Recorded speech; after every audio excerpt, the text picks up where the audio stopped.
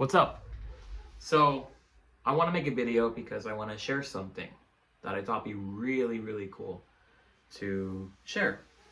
So, you can probably tell, but I own a good handful of guitars. Some guitars that are off camera as well. And if you hear the hissing sound, I am currently running my laptop, my old laptop actually, to upload a couple stuff on Google Drive.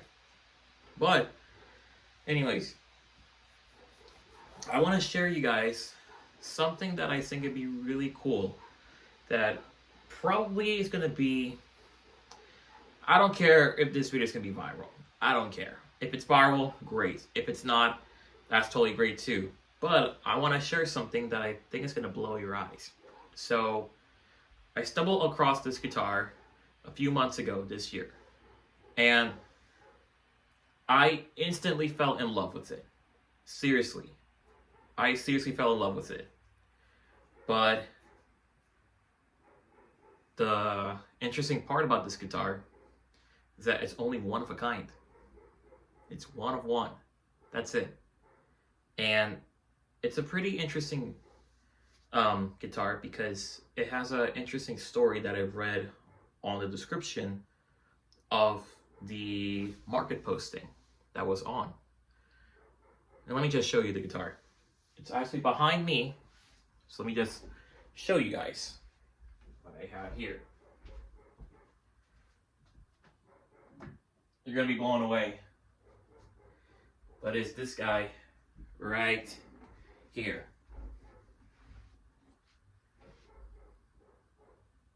This is a one-of-a-kind D'Angelico XL SS model. Look on the paint job of this. And it has black sparkle all over the guitar.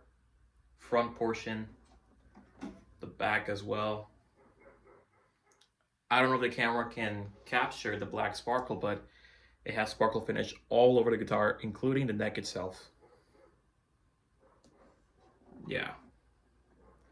Absolutely beautiful. So this guitar was part of something that was actually done on November 16th, I believe, of 2016. Can't remember. I'll have to go back to the description when I saw this guitar being posted. But essentially, 14 artists have met at the Quinn Hotel in New York City back in 2015, 2016. I think it was 2015. And they came up to the Quinn Hotel to hand paint 14 different D'Angelico models. And from my understanding, those are firework happening, if you can hear.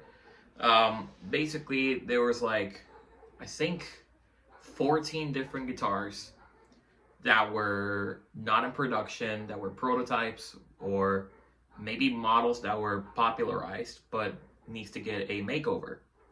So 14 professional artists came by and hand painted each guitar with its own variation of design and look. And so they did that at the Quinn Hotel in New York City.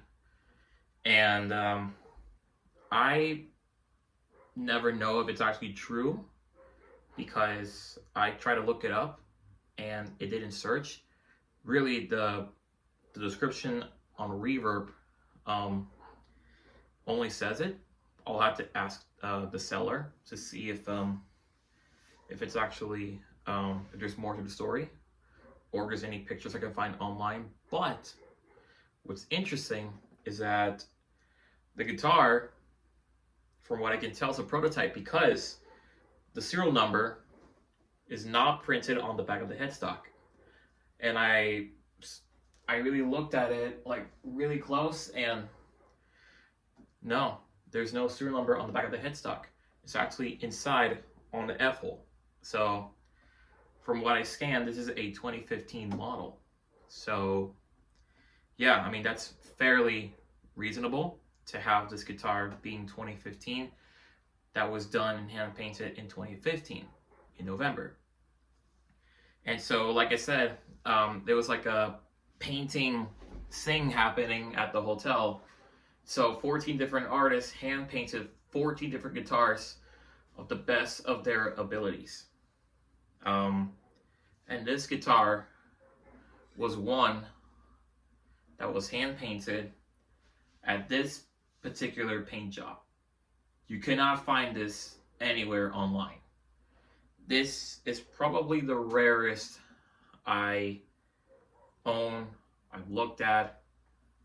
Of course, it's a D'Angelico, and I already own a D'Angelico. I mean, you've seen the unboxing video of my YouTube channel. Years ago, I had the same model, the same EXSS, but that guitar was I believe it was a 2017 or 2018 model. But it has a laminated flame maple top, back, and sides. Same thing with every guitar, but it's red cherry. And it does not have the stair tailpiece. It has the stop bar variety.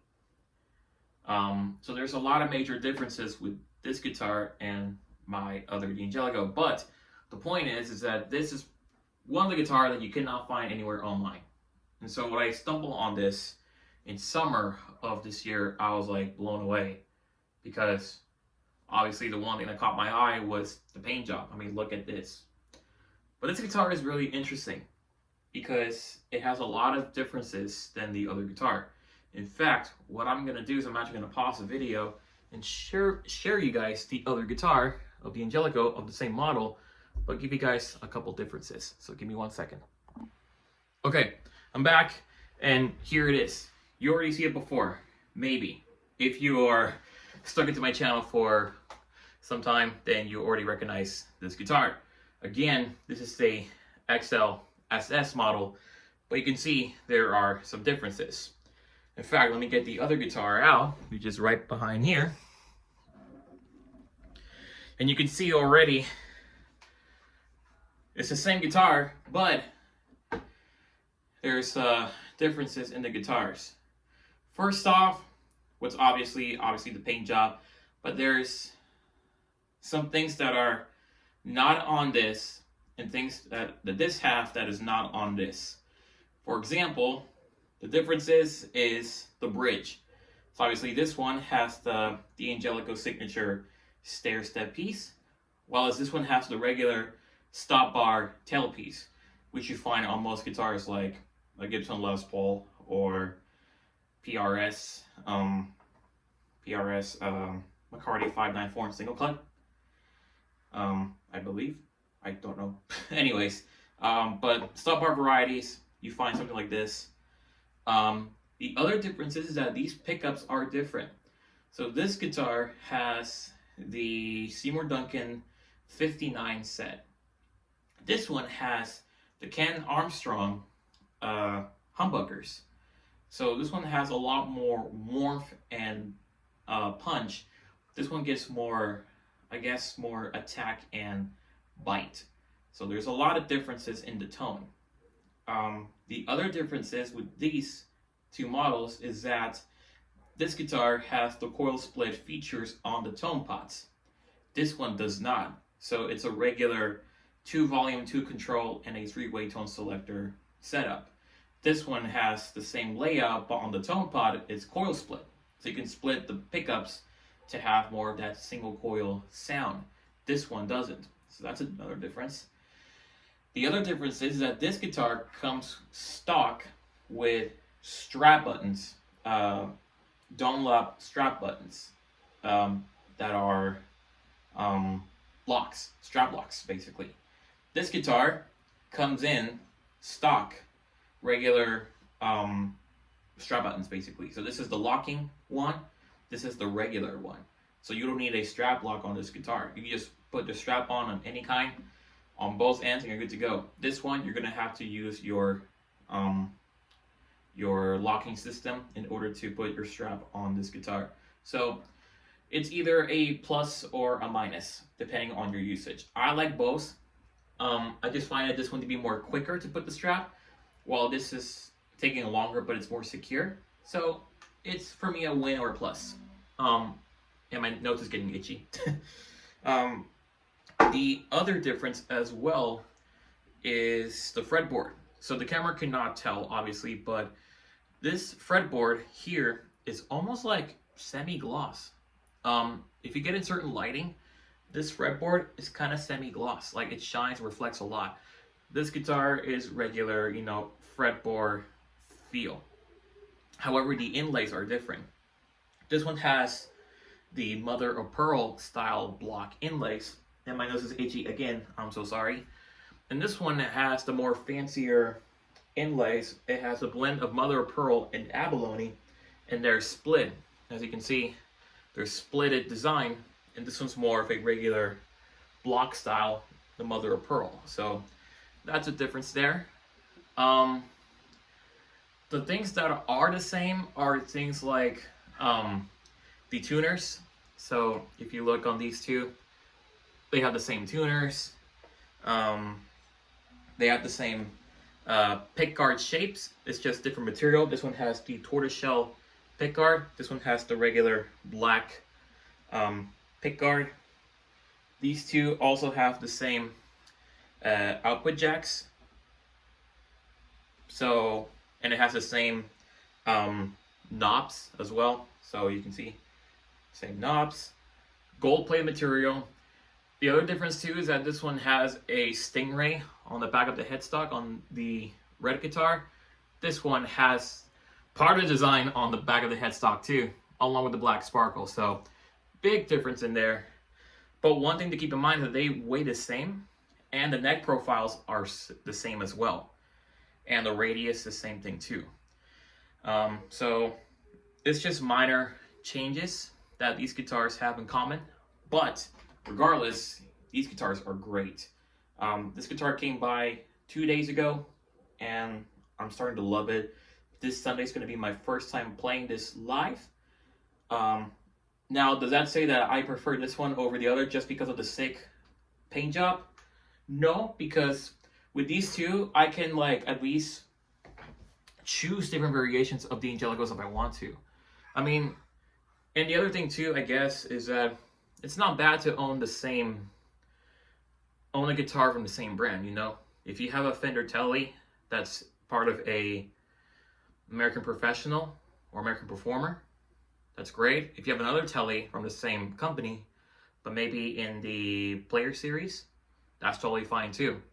Because you get different variations of it, and honestly, it's valid for a guitar player. It's valid. So these two guitars, I have no complaint of owning these two, and they're great.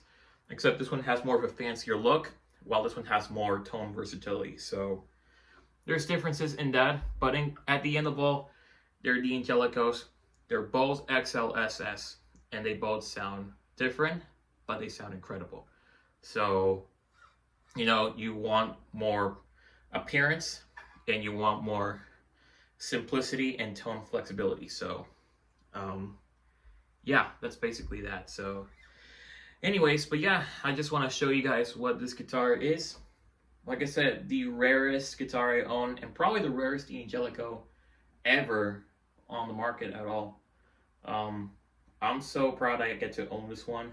I love it, and yeah, I'm just super excited to use it more, especially for an upcoming gig that I have. So I'm excited to use this one. Of course, I'm still going to use this one, especially in the studio, but just like any other new guitar, when I get in the mail, I'm going to keep using the same guitar for 1 month, and then I'll give it a rest. That way I can make room for the other guitars that I have for better usage. So yeah, for Sunday, I'm excited to use this one, and for a gig. But after a month of using it, I'm gonna switch back to this or the other guitars I own. That's just how I work. So yeah. Anyways, hope you liked the video. Give it a like, subscribe for more.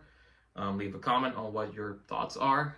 If you want to hear a demo of this guitar, I can do that. Just let me know, and I can plug into my Helix, turn on my studio gear, equipment, and I can give a cool playthrough of what this guitar sounds like. But yeah, hope you guys liked it.